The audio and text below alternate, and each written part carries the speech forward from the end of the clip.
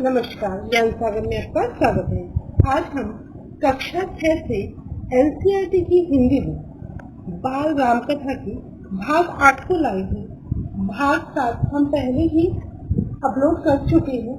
अब यह बाल राम कथा का भाग 8 अर्थात पाठ 8 को हम पढ़ रहे हैं। वीडियो पसंद आए तो प्लीज लाइक कीजिए, दोस्तों में शेयर कीजिए और चैनल पर अगर नए हैं तो चैनल को सब्सक्राइब कीजिए। ये इस बात की हम प्रार्थना करते हैं और पाठ को शुरू करते हैं। सीता की खोज। हमने पाठ 7 में देखा था कि रावण सीता को अपहरण करके ले जाते हैं। मारीच धोखे से राम को उलझाए रखते हैं और लक्ष्मण उनको खोजने में चले जाते हैं। सीता का अपहरण रावण कर लेता है और सीता की खोज यह पाठ भाग 8 आज शुरू करते हैं। राम के मन में कई प्रकार के प्रश्न थे, आशंकाएं थी।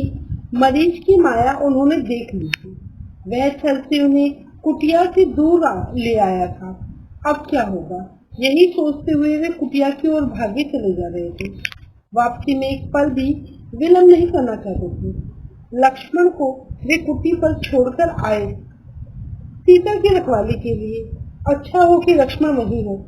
मारीच की मायावी आवाज उन तक न पहुंची हो, राम ने ऐसा सोचा। सीता अकेली रही तो राक्षस उन्हें मार डालेंगे, खा जाएंगे। तभी उन्होंने पगडंडी से लक्ष्मण को आते देखा। वही हुआ जिसका राम को डर था। अनिष्ट की आशंका और बढ़ गई।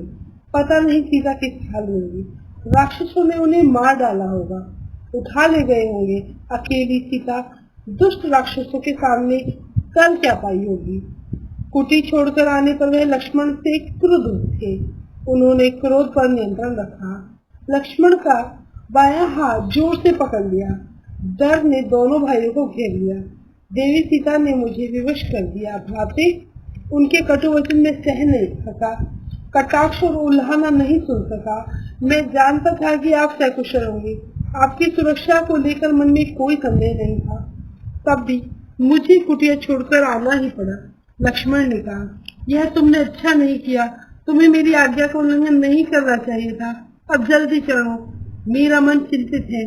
सीता न जाने किस हाल में होगी, कैसी होगी। मायावी राक्षसों का कोई ठिकाना नहीं। राम ने चलने की गति और बढ़ा दी। कुटिया भी कुछ दूर थी पर दिखाई पड़ने लगी थी। राम ने वहीं से पुकारा, सीते तुम कहाँ हो? जैसे कि उन्हें पता चल गया हो कि सीता आश्रम में नहीं है। कुटिया मौन रही। वहां से कोई उत्तर नहीं मिला। राम की बेचैनी बढ़ गई। उनकी एक आवाज पर कहीं से भी उपस्थित हो जाने वाली सीता वहां नहीं थी। अनुपस्थिति बोलती कैसी? राम की आवाज पेड़ों से टकराकर हवा में विलीन हो गई। कुटिया की शून्य में समा गई। राम पुकारते रहे, उत्तर में उन्हें हर बार सन्नाटा ही मिला। चुप्पी हर ओर थी। हर दिन हवा में झूलने वाले पत्ते शांत थे। लताएं गुमसुम पड़ी हुई थी। चिड़ियों की चहक लुप्त थी। कुटिया की निकट घूमने वाले पशु पक्षी चुप खड़े थे। सब इस सब राम भागते हुए आश्रम पहुंचे। कुटिया में जाकर देखा, सीते सीते पुकारते हुए उन्होंने आसपास की हर जगह देखी। पेड़ों झाड़ियों के पीछे गए, उन स्थानों की ओर भागे जहां सीता जा सकती थी। सीता का कहीं पता न था। शोक से व्याकुल राम रोने लगे। सीता से बिछुड़ना उनके लिए असहनीय आघात था। वे सुध-बुध भुला बैठे। विरह में वे गोदावरी नदी के पास गए। उससे पूछा, तुमने सीता को कहीं देखा है? नदी ने कोई उत्तर नहीं दिया। वे पंचवटी के एक एक वृक्ष के पास गए। सबसे पूछा, कोई सीता का पता बता दे। हाथी के पास गए, शेर से पूछा, फूलों के पास होके, चट्टानों पत्थरों से प्रश्न किया। शोक संतप्त राम भूल गए कि चट्टानें नहीं बोलती, पेड़ पौधे बात नहीं करते, उनकी भाषा मौन है, उनके उत्तर भी मौन ही है। राम की मानसिक स्थिति विक्षिप्त जैसी थी। एक बार उन्हें लगा कि सीता वहीं है, कुटिया के पास। अभी भागकर पेड़ के पीछे छिप गई है। उन्हें खिंचाने के लिए छिप गई है। मेरे पास परिहास मत करो मेरे साथी से। राम उस पेड़ की ओर दौड़ पड़े। वहां कोई नहीं था। वे निराश होकर पेड़ के नीचे बैठ गए। राम का दुख लक्ष्मण से देखा नहीं जा रहा था। उनका व्यवहार सहन नहीं हो पा रहा था। वे राम के निकट गए। विलाप करते राम ने कहा, मैं सीता के बिना नहीं रह सकता। तुम अयोध्या लौट जाओ लक्ष्मण, मैं वहां नहीं जाऊंगा, यही प्राण दे दूंगा। मैं सीता के साथ आया था, उसके बिना कैसे लौटूंगा? नगरवासियों को क्या मुंह दिखाऊंगा? तुम जाओ, मुझे यहीं छोड़ दो। आप आदर्श पुरुष हैं, आपको धैर्य रखना चाहिए। इस तरह दुख से कातर नहीं होना चाहिए। हम मिलकर सीता की खोज करेंगे। वे जहाँ भी होंगी हम उन्हें ढूंढ निकालेंगे। सीता हमारी प्रतीक्षा कर रही होगी। लक्ष्मण ने उन्हें ढांढस बनाते हुए कहा। राम शांत हुए और थोड़ी ही देर में हाँ प्रिय कहते हुए पुनः विलाप करने लगे।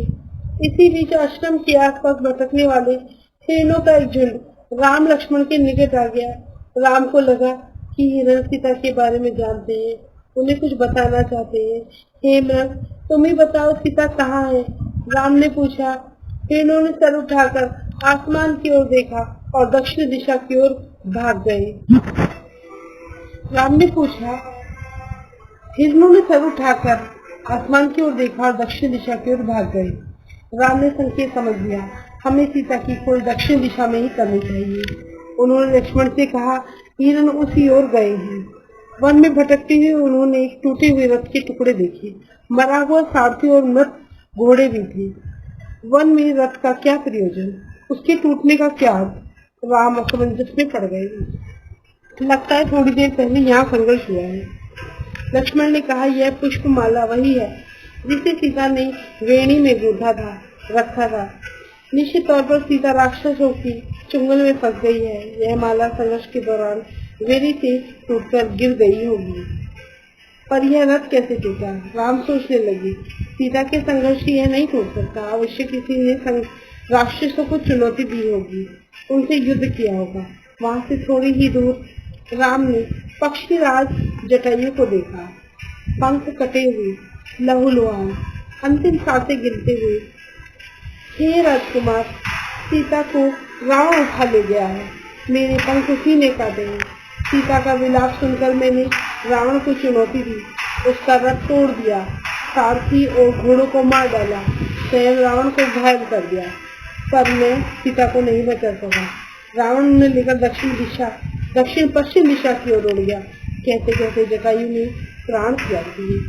राम ने आगे बढ़ने से पहले जटायु की अंतिम क्रिया की। वे सोचते रहे, पछताते रहे, ये कैसा विधान है। मैं तो कष्ट में ही हूँ, मेरी सहायता करने वाले भी इतना कष्ट। राम की आंखें नम हो गई। उन्होंने जटायु को अंतिम बार प्रणाम किया। जटायु ने सीता के बारे में महत्वपूर्ण सूचना दी, रावण का नाम बताया, दिशा बताई। जिधर सीता को लेकर गया, राम जटायु की चिता के पास मौन खड़े थे। यह समय विलाप करने का नहीं है, हमें तुरंत दक्षिण पश्चिम दिशा की ओर जाना चाहिए। सीता उधर ही होगी। लक्ष्मण ने तत्परता दिखाई। आगे का मार्ग और कठिन था। राम और लक्ष्मण को लगभग हर दिन राक्षसी आक्रमणों से जूझना पड़ा। अनेक कठिनाइयां आई, अवरोध मिले। दोनों राजकुमार प्रत्येक बाधा पार करते हुए चले गए। उनके सामने लक्ष्य स्पष्ट था, दिशा तय थी, उन्हें कोई नहीं रोक सकता था। वनगमन जितना कठिन होता गया, उनकी दृढ़ता बढ़ती गई। वनवासी राजकुमार प्रतिदिन सुबह उठते और दक्षिण दिशा की ओर चल पड़ते। एक दिन यात्रा के आरंभ में ही एक विशालकाय राक्षस ने उन पर आक्रमण कर दिया। उसका नाम कदम्ब था। कदबंद देखने में बहुत डरावना था। मोटे मांस जैसा, गर्दन नहीं थी, एक आंख थी, दांत बाहर निकले, जीभ सांप की तरह लंबी और लपलपाती हुई। राम लक्ष्मण को देखते ही कबंद प्रसन्न हो गया। उसने दोनों हाथ फैलाए, एक एक हाथ से दोनों भाइयों को पकड़कर हवा में उठा लिया। उसे मनमाना आहार मिल गया। बैठे बिठाए वह अपने शिकार को भुजाओं में लपेटकर मुंह तक ले जाता। इससे पहले ही राम लक्ष्मण ने अपनी तलवार निकाली, एक झटके से कबंद के हाथ काट दिए। उसके हाथ धरती पर गिर पड़े। कबंद उनकी शक्ति और बुद्धि पर आश्चर्यचकित रह गया। कौन हो तुम दोनों? उसने पूछा। हम अयोध्या के महाराज दशरथ के पुत्र हैं, राम और लक्ष्मण। रावण ने राम की पत्नी सीता का हरण कर लिया है, हम उन्हीं की खोज में निकले हैं। राक्षस कबंद ने राम के बारे में सुन रखा था। साक्षात उन्हें देखकर प्रसन्न हो गया। उनसे कहा, मैं सीता के संबंध में कुछ नहीं जानता, लेकिन तुम दोनों की सहायता के उपाय बता सकता हूँ। मेरा एक छोटा सा आग्रह स्वीकार करो, तुम मेरा अंतिम संस्कार राम करें। राम ने इस पर सहमति व्यक्त की तो कबंध बोला, आप दोनों पंपा सरोवर के निकट ऋषिमुख पर्वत पर जाइए। वह वानर राज सुग्रीव का क्षेत्र है। वे निर्वासित जीवन व्यतीत कर रहे हैं। सुग्रीव से मदद का आग्रह कीजिए, उनके पास बहुत बड़ी वानर सेना है। सुग्रीव के वानर सीता को अवश्य खोज निकालेंगे। कबंध की सांस टूटने लगी। उनका निकट था। राम और लक्ष्मण अपने निकट बुलाते हुए उसने कहा, पंपा सरोवर के पास मतंग ऋषि का आश्रम है, वहीं उनकी शिष्या सबरी रहती है। आगे जाने से पूर्व शबरी से अवश्य मिल ले। यही बोलते बोलते कबंध ने प्राण त्याग दिए। राम ने अपना वचन पूरा करते हुए उसका अंतिम संस्कार किया और पंपा सर की ओर चल पड़े। कबंध की बातों से राम को बड़ा ढांढस हुआ। सीता तक पहुंचने की आशा बलवती हुई। राम को सुग्रीव की क्षमता, उनकी वानर सेना की शक्ति का पता था। वे जल्दी सुग्रीव तक पहुंचना चाहते थे। ऋषिमुख पर्वत का रास्ता पंपा सरोवर से होकर जाता था। पंपा सर का प्राकृतिक सौंदर्य अद्भुत था। मतंग ऋषि का आश्रम उसी सरोवर के किनारे था, लता कुंज से घिरा हुआ। सरोवर का पानी मीठा था। शबरी की कुटिया आश्रम में ही थी। वह ऋषि की शिष्या थी। उसकी आयु बहुत हो गई थी, जर्जर काया, लेकिन आंखें ठीक थी। हर पल राम की प्रतीक्षा में खुली हुई। ऋषि ने उसे बताया कि एक दिन राम आश्रम में आएंगे और उससे मिलेंगे। राम को आश्रम में देखकर शबरी बहुत प्रसन्न हुई। उनकी आवभगत की, सेवा की, खाने को मीठे फल दिए, रहने की जगह दी। उनकी आंखें तृप्त हो गई। राम ने उससे सीता के संबंध में पूछा। आप सुग्रीव से मित्रता करिए, सीता की खोज में वह अवश्य सहायक होगा। उसके पास विलक्षण शक्ति वाले बंदर हैं। शबरी ने राम को आश्वस्त किया। अगले दिन राम ऋषिमुख पर्वत चले गए। उनकी व्याकुलता अब और घट गई। मन में की शांति लौट आई। इस प्रकार बाल राम कथा का अध्याय 8 सीता की खोज समाप्त होता है। अगले अध्याय में हम फिर आपसे मिलेंगे। वीडियो पसंद आई है तो लाइक कीजिए, दोस्तों के साथ शेयर कीजिए और चैनल पर नए हैं तो चैनल को प्लीज सब्सक्राइब कीजिए। आज के लिए इतना ही। मिलते हैं अगली वीडियो में। धन्यवाद।